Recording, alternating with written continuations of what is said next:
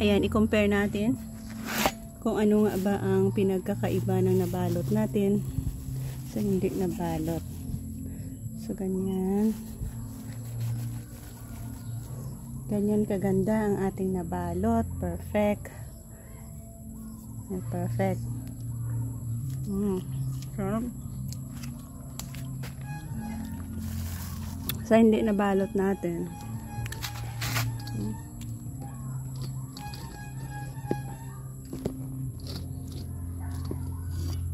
Sa hindi nabalot.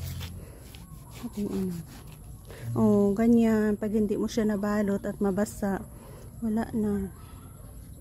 Pero ang ito, dahil sa nabalot natin, oh, diba perfect ang kanyang laman at ang ganda.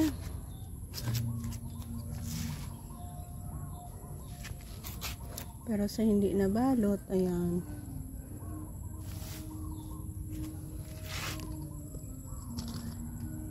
pangit. So balutin natin ang lahat para ma-save natin at makain na rin.